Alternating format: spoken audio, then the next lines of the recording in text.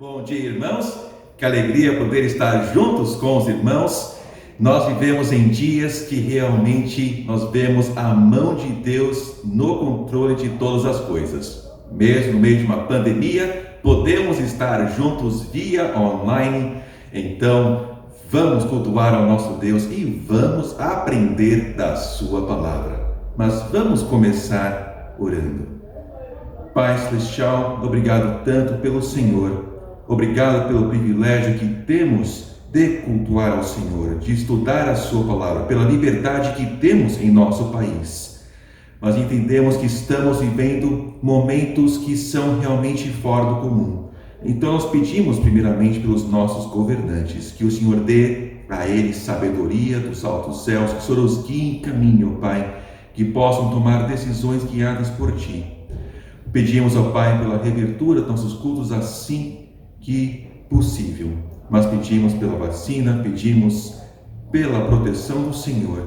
Obrigado, Pai, que mesmo nesse momento nós podemos cultuar ao Senhor. Então nos guia, Pai, em toda a verdade, pois eu peço no nome do Senhor Jesus Cristo. Amém. Nós acabamos de terminar de estudar o livro de Josué e nós vamos dar continuidade no nosso estudo bíblico e vamos entrar no livro de Juízes. O que nós temos mostrado é aquilo que o apóstolo Paulo mostrou para nós em 1 Coríntios, que aquilo que aconteceu para o povo de Israel aconteceu para o nosso proveito. Então nós estamos traçando o paralelo que o próprio apóstolo Paulo nos deu em Coríntios, mostrando realmente a travessia do povo de Israel pelo Mar Vermelho, saída do Egito, a sua viagem, os seus 40 anos no deserto até a entrada na Terra Prometida. Nós estamos vendo como isso se relata com a igreja, com a nossa caminhada, a saída do Egito, aquela Páscoa, uma figura da Páscoa do nosso Senhor Jesus Cristo, Ele sendo o verdadeiro Cordeiro de Deus, a passagem pelo Mar Vermelho, uma figura do batismo, o primeiro passo de obediência após a conversão, a salvação. Depois nós vemos também o maná que comeram e a água que beberam, figura realmente da ceia, e nós vemos que não conseguiram entrar, não puderam entrar na terra prometida por causa da incredulidade, e aí, pela fé, 40 anos depois, puderam entrar na terra prometida, guiados por Josué. E nós estudamos Josué e vimos a conclusão de eu e a minha casa serviremos ao Senhor. E nós entramos agora no livro de Juízes e nós encontramos que realmente no verso 1 diz: sucedeu depois da morte de Josué que os filhos de Israel perguntaram ao Senhor, dizendo: quem dentre nós primeiro subirá aos cananeus para pelejar contra eles? E disse o Senhor: Judá subirá. Eis que entreguei esta terra na sua mão. Deus deu a terra ao povo de Israel. E nós vamos ver aqui em Juízes, realmente como começaram a pelejar, começaram a conquistar, mas nós vamos ver como o povo de Israel tão rapidamente se desviou do Senhor. As coisas que acontecem aqui em Juízes, são realmente algumas coisas arrepiadoras de ver o que aconteceu com o povo de Israel, como tão rapidamente se desviaram do Senhor. Então o versículo-chave para entendermos o livro de Juízes é, na verdade, o último versículo de Juízes.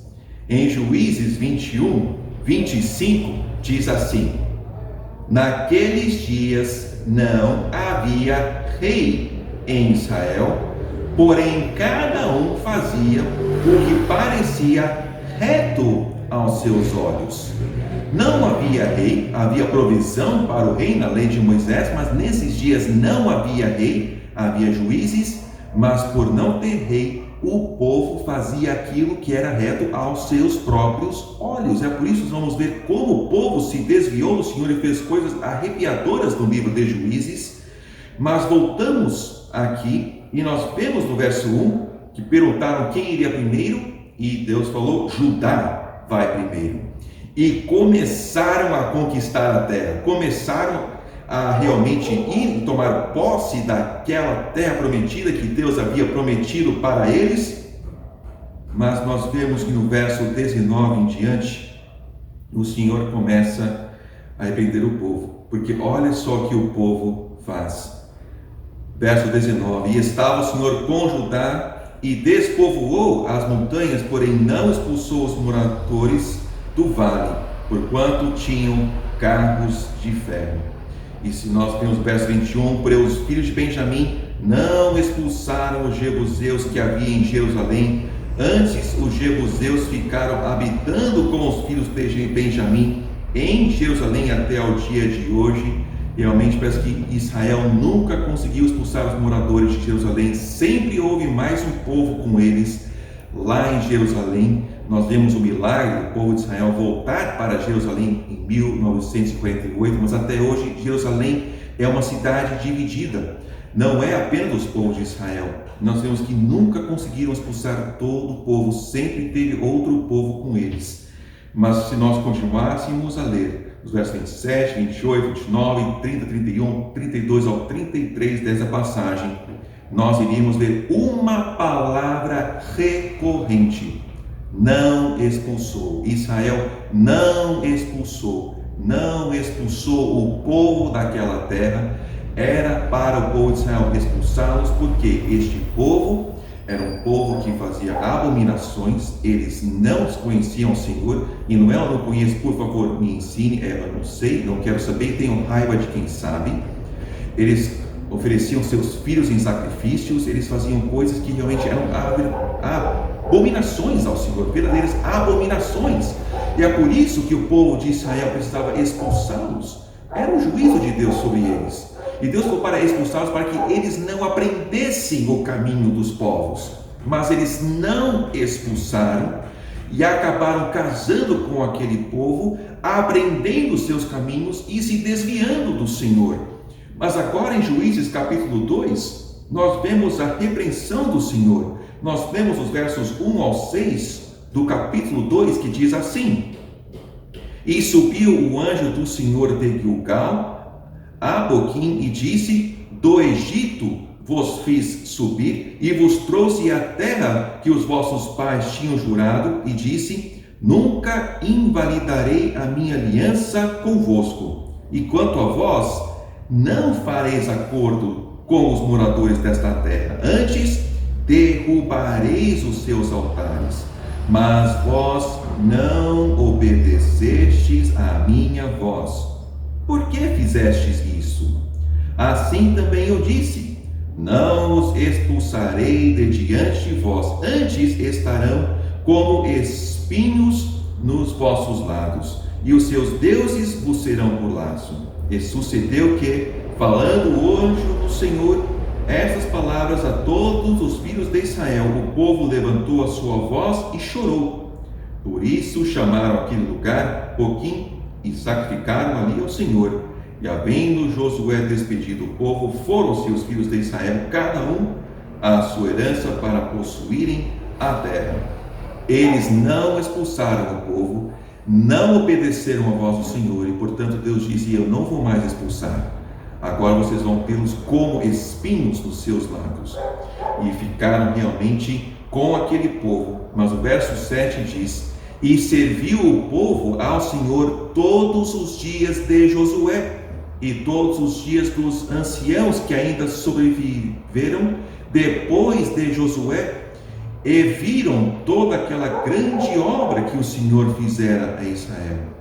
Faleceu, porém, Josué, filho de Num, servo do Senhor, com a idade de 110 anos, e sepultaram-no no termo da sua herança em Timnat-Heres, no monte de Efraim, para o norte do monte de Gaás.